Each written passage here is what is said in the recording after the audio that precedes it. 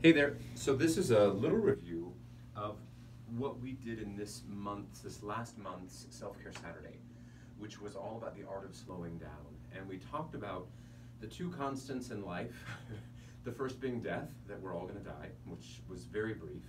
And then the second was taxes. And the reason that I used the taxes was the acronym IRS. And that when we're moving slowly, we'll pay attention to three things. And the I is for what initiates movement. The R is for the rhythm that we do our movements, and the S is for all those things that are staying stable. Are they actually staying stable? So the example that we used was forward fold. So if we want to try that with me, by all means, let's do that.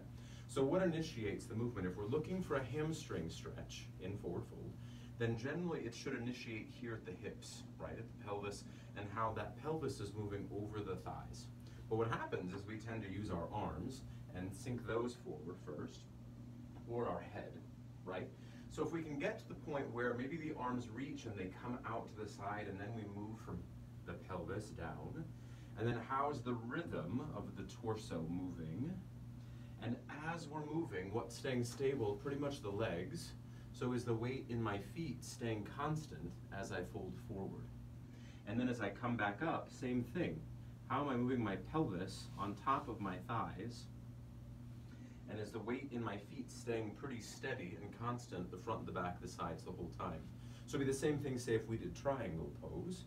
So in that triangle pose, in general, we're wanting to move the pelvis on top of the thighs, just like forward fold.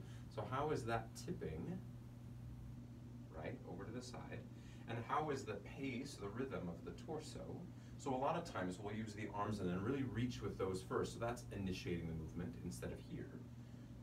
So then what happens when we slow down and initiate the movement where we want it to be initiated? Keep everything moving in the same rhythm, and then notice that as my legs aren't really moving in this posture, they're really stable, steady, as is my torso. Is that still staying steady, or am I doing a back bend, where you can see the lines in my shirt change, or am I doing a little bit of a shift and then lean to be able to come further into the posture? So now I'm not doing the side stuff, and I've done more of a forward fold, so the weight in my feet might have changed. So pick a pose, pick a couple of poses, and just try that and see what happens. So notice what's initiating the movement, notice the rhythm of all of your body parts, and notice then those parts that aren't moving, how stable are they? And are they stabilizing, are they helping synergistically, or are they actually moving? And then you've got to go back to the beginning and see what's initiating, if your stabilizers are initiating. So that's your IRS for the month. Let me know what you think. And next month is all about upper body strength. So I hope to see you in class. Okay, ciao.